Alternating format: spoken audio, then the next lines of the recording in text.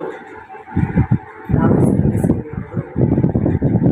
ಕರ್ನಾಟಕ ರಾಜ್ಯ ಅಂಗನವಾಡಿ ಕಾರ್ಯಕರ್ತರ ಹಾಗೂ ಸಹಾಯಕರ ಸ್ವಾತಂತ್ರ್ಯ ಸಂಘಟನೆ ವತಿಯಿಂದ ನಾನು ಜಿಲ್ಲಾಧ್ಯಕ್ಷನಾಗಿ ಲಕ್ಷ್ಮೀನಗರದ್ದು ನಮ್ಮ ಸರ್ಕಾರದಲ್ಲಿ ಮನವಿ ಮಾಡಿಕೊಳ್ಳುತ್ತಿದ್ದೇನೆ.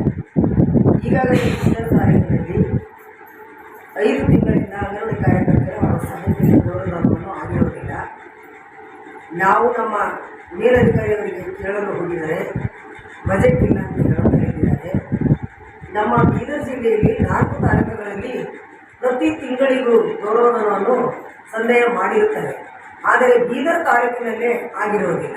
ಯಾಕೆ ಆಗಿರುವುದಿಲ್ಲ ಎಂದು ಕೇಳಿದಾಗ, ಬೀದರ್ ತಾಲೂಕಿನಲ್ಲಿ ಅಂಗನವಾಡಿ ಕಾರ್ಯಕರ್ತರು ಹೆಚ್ಚಾಗಿರುವುದರಿಂದ ನಮಗೆ ಬಜೆಟ್ ಕೊರತೆ ಆಗಿದೆ.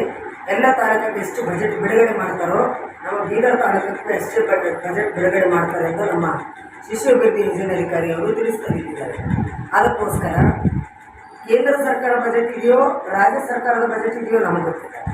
ಆದರೆ ನಮ್ಮ ಅಂಗನವಾಡಿ ಕಾರ್ಯಕರ್ತರಿಗೆ ಪ್ರತಿ ತಿಂಗಳಿಗೆ 5ನೇ ತಾರೀಕು ಒಳಗಾಗಿ ಗೌರವಧನವನ್ನು ಕೊಡಬೇಕೆಂದು ಸರ್ಕಾರದ ಆದೇಶ ಆಗಿರುತ್ತದೆ. ಆದರೆ 5 ತಿಂಗಳವರೆಗೂ ನಮ್ಮ ಗೌರವಧನ ಆಗಿರಲಾರದ ಕಾರಣಕ್ಕಾಗಿ ನಮ್ಮ ಅಂಗನವಾಡಿ ಕಾರ್ಯಕರ್ತರು ಬೀದರ್ ತಾಲೂಕಿನಲ್ಲಿ 466 ಅಂಗನವಾಡಿ ಕಾರ್ಯಕರ್ತರು, 466 ಸಹಾಯಕರಲ್ಲಿ ಅದರಲ್ಲಿ 50% ಗಂಡ ಬಿಟ್ಟವರು, ಗಂಡ ಸತ್ತವರು ಇದ್ದಿದ್ದಾರೆ.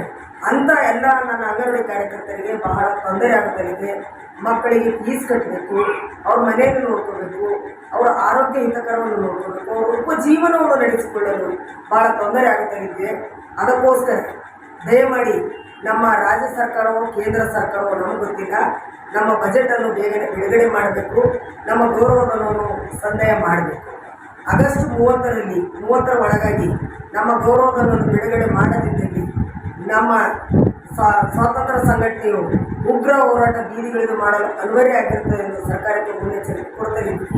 ಮತ್ತು ಕೆಲವೊಂದು ಕಡೆ ಅಂಗನವಾಡಿ ಕೇಂದ್ರಗಳಲ್ಲಿ ಗ್ಯಾಸ್ ಸಿಲಿಂಡರೇ ಇರುವುದಿಲ್ಲ, ಕೆಲವೊಂದು ಕಡೆ ರೆಗ್ಯುಲೇಟರ್ಗಳೇ ಇಲ್ಲ, ಕೆಲವೊಂದು ಕಡೆ ಗ್ಯಾಸ್ ಕೊಟ್ಟಿದ್ದಾರೆ ಅದಕ್ಕೆ ಒಲೆಗಳೇ ಇಲ್ಲ.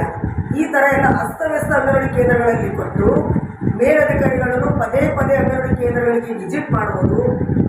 4 ತಿಂಗಳಿಂದ ಅಂಗನವಾಡಿ ಕೇಂದ್ರದ ಬಾಡಿಗೆ ಇದ್ದಿಲ್ಲ. ಅದು 4 ತಿಂಗಳು ಹಳೆಯ ಅಂಗನವಾಡಿ ಕೇಂದ್ರಗಳಿಗೆ ಬಾಡಿಗೆಯನ್ನು ಮಾಡಿರುತ್ತಾರೆ. ಅದು ಹೊಸದಾಗಿ ಈಗ 40 ಅಂಗನವಾಡಿ ಕೇಂದ್ರಗಳನ್ನು ಹೊಸದಾಗಿ ಪ್ರಾರಂಭಿಸಿದ್ದಾರೆ. ಅದು 6-7 ತಿಂಗಳಾಗಿದ್ದರೂ ಇಲ್ಲಿವರೆಗೂ ಅವರು ಬಾಡಿಗೆಯನ್ನು ಕೊಟ್ಟಿರುವುದಿಲ್ಲ. ಅಂಥ ಅಂಗನವಾಡಿ ಕೇಂದ್ರಗಳನ್ನು ನಡೆಸಲು ಪ್ರಾರಂಭ ಆಗಿರುತ್ತದೆ. ಮತ್ತು ಪ್ರತಿ ತಿಂಗಳಿಗೊಂದ್ಸಲ ಅಂಗನವಾಡಿ ಬಾಡಿಗೆಯನ್ನು ಕೊಟ್ಟಿದ್ದರೆ ಸರಿಯಾಗಿ ಅಂಗನವಾಡಿ ಕೇಂದ್ರಗಳನ್ನು ನಡೆಸಲು ಆಗುತ್ತದೆ.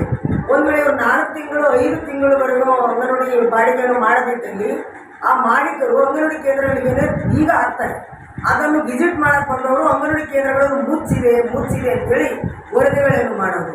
ಈಗಾಗಲೇ ನಮ್ಮ ಬೀದರ್ ನ್ಯಾಯಾಧೀಶರು, ಹೆಚ್ಚುವರಿ ನ್ಯಾಯಾಧೀಶರು ಅಂಗನವಾಡಿ ಕೇಂದ್ರಗಳಲ್ಲಿ ಭೇಟಿ ನೀಡಿ ಅಂಗನವಾಡಿ ಕೇಂದ್ರಗಳು ಅಂಗನವಾಡಿ ಕಾರ್ಯಕರ್ತರು ಬಂದಿಟ್ಟಿದ್ದಾರೋ ಅಥವಾ ಬಾಡಿಗೆ ಕೊಡಲಾರದಕ್ಕೆ ಮಾಲೀಕರು ಬೀಗಗಳನ್ನು ಹಾಕಿದಾರೋ ಎಂಬುದು ಯಾವುದು ತಿಳಿಲಾರದೇ ಕೂಡಲೇ ನ್ಯೂಸ್ಗಳು ಮಾಡೋದು, ಪೇಪರ್ದಲ್ಲಿ ಬಿಡೋದು, ಆಮೇಲೆ ನ್ಯಾಯಾಧೀಶರಿಗೆ ವರದಿಗಳನ್ನು ಮಾಡೋದು, ಇದೆಲ್ಲ ಮಾಡೋದರಿಂದ ನಮ್ಮ ಅಂಗನವಾಡಿ ಕಾರ್ಯಕರ್ತರಿಗೆ ಮಾನಸಿಕ ಚಿತ್ರಹಿಂಸೆ ಆಗ್ತಿದೆ.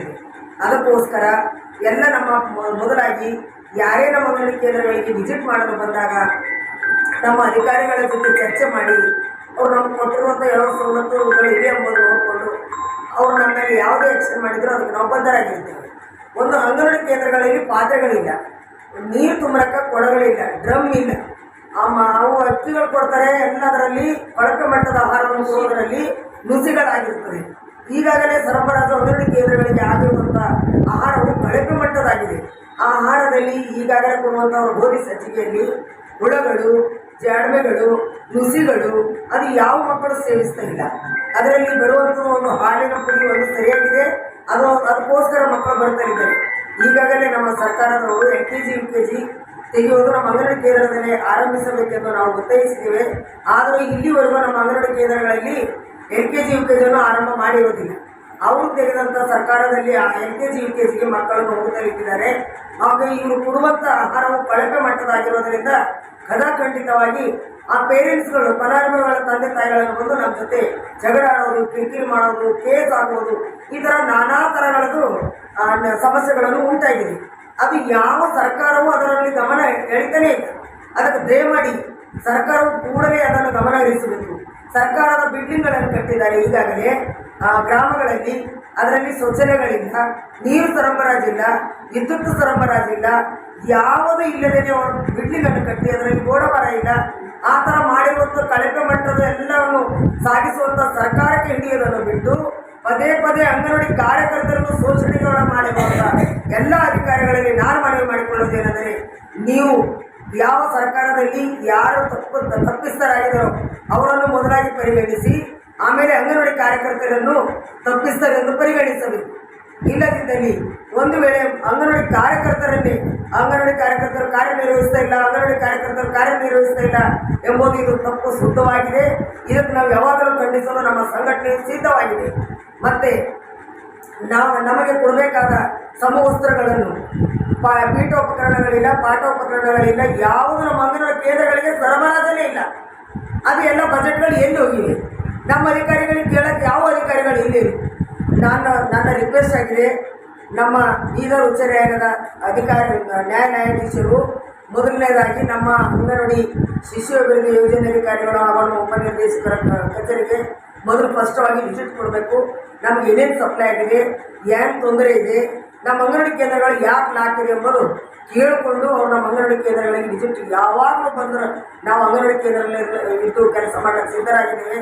ನಮಗೆ ಅಲ್ಲಿಂದ ಡಾಕ್ಟರ್ ಬರ್ತಾರೆ, ಗೋಲಿ ಮಾತ್ರೆಗಳನ್ನು ಹೆಸರಿದ್ದಲ್ಲಿ DC ಅವರು ಅಮಾನತು ಮಾಡ್ತಾರೆ ಅಂತ ಹೇಳ್ತಾರೆ. ಇನ್ನೊಬ್ಬರು ಸೆನ್ಸಸ್ ಸರ್ವೇದವರು ಬರ್ತಾರೆ, ನೀವು ಮಾಡಲಿಲ್ಲ ಅಂದರೆ ಜಿಲ್ಲಾ ತಹಸೀಲ್ದಾರ್ ಅವರಿಂದ CS ಅವ್ರಿಗೆ ಹೊರಗೆ ಹೋಗುತ್ತೆ, ನಿಮಗೆ CS ಅವರು ಅಮಾನತು ಮಾಡ್ತಾರೆ ಅಂತ ಹೇಳ್ತಾರೆ. ನಮ್ಗೆ ಎಷ್ಟು ಶೋಷಣೆಗೆ ಒಳಗಾಗಿ ನಾವು ಯಾವ ಕೆಲಸ ಮಾಡಬೇಕು ಅಂದ್ರೆ ನಮ್ಮ ಅಂಗನವಾಡಿ ಕಾರ್ಯಕರ್ತರು ಗೊಂದಲಕ್ಕೆ ಒಳಗಾಗಿದೆ. ಈ ಗೊಂದಲಗಳನ್ನು ಅಳಿಸಿ ಸೀಮಿತವಾಗಿ ನಮ್ಮ ಅಂಗನವಾಡಿ ಕೇಂದ್ರಗಳಲ್ಲೇ ನಾವು ಕೆಲಸ ಮಾಡಬೇಕು. ಅಂಗನವಾಡಿ ಕಾರ್ಯಕರ್ತರಾಗಿ ಮಕ್ಕಳಿಗೆ ಶಾಲಾಪೂರ್ವ ಶಿಕ್ಷಣಗಳನ್ನು ನಡೆಸಬೇಕು ಎಂದು ಉಚ್ಚ ನ್ಯಾಯಾಲಯವು ತೀರ್ಪು ಮಾಡಿದರೂ ಅದನ್ನು ಉಲ್ಲಂಘನೆ ಮಾಡಿ ನಮ್ಮ ಪದೇ ಹಲವಾರು ಇಲಾಖೆಗಳಲ್ಲಿ ತೊಡಗಿಸಿ ನಮ್ಮನ್ನು ಕೆಲಸ ತೆಗೆದುಕೊಳ್ಳುವುದು, ಕೈ ಬಿಡಿಸೋದು, ಹಾಗೂ ನಮ್ಮ ಅಂಗನವಾಡಿ ಕೇಂದ್ರಗಳಿಗೆ ಗ್ಯಾಸ್ಗಳನ್ನು ಸರಿಯಾದ ಸಮಯಕ್ಕೆ ಕೊಡಬೇಕು, ಆಹಾರ ಸರಿಯಾದ ಸಮಯಕ್ಕೆ ಕೊಡಬೇಕು, ಮೊಟ್ಟೆಗಳನ್ನು ಸರಿಯಾದ ಸಮಯಕ್ಕೆ ಕೊಡಬೇಕು, ನಮ್ಮ ಅಂಗನವಾಡಿ ಕೇಂದ್ರದ ಬಾಡಿಗೆಯನ್ನು ಸರಿಯಾದ ಸಮಯಕ್ಕೆ ಕೊಡಬೇಕು. ಕೊಟ್ಟಿದ ಬಳಿಕ ನಾವು ಹಗಲೋ ರಾತ್ರಿ ನೀವು ಯಾವ ಕೆಲಸಗಳನ್ನು ಮಾಡಲಿಕ್ಕೆ ನಾವು ಸಿದ್ಧರಾಗಿದ್ದೇವೆ. ಒಂದು ವೇಳೆ ಇವೆಲ್ಲವನ್ನು ಸರ್ಕಾರ ನಮಗೆ ಕೊಡದಿದ್ದಲ್ಲಿ ಉಗ್ರವಾದ ಹೋರಾಟ ಮಾಡಿ ಅಂಗನವಾಡಿ ಕೇಂದ್ರಗಳನ್ನು ಬಂದಿಟ್ಟು ನಮ್ಗೆ ಯಾವ ವರದಿಗಳನ್ನು ಕೊಡಲಾರದೇ ಮುಂದಿನ 30ನೇ ತಾರೀಕು ಒಳಗಾಗಿ ನಾವು ಮಾಡದಿದ್ದಲ್ಲಿ ಉಗ್ರವಾದ ಹೋರಾಟ, ಅಂಗನವಾಡಿ ಕೇಂದ್ರಗಳನ್ನು ಬಂದ್ ಮಾಡಿ ನಾವು ಹೋರಾಟ ಮಾಡಲು ನಮ್ಮ ಬೀದರ್ ತಾಲೂಕಿನ ಎಲ್ಲ ಅಂಗನವಾಡಿ ಕಾರ್ಯಕರ್ತರು ನಮ್ಮ ಸ್ವಾತಂತ್ರ್ಯ ಸಂಘಟನೆಯಿಂದ ಮುನ್ನೆಚ್ಚರಿಕೆ ಇಡಲಾಗಿದೆ ಎಂದು ಸರ್ಕಾರಕ್ಕೆ ಮುನ್ನೆಚ್ಚರಿಕೆ ಕೊಟ್ಟು ನನ್ನ ಹೆಸರು ಶ್ರೀಮತಿ ಲಕ್ಷ್ಮೀ ದಂಡೆ.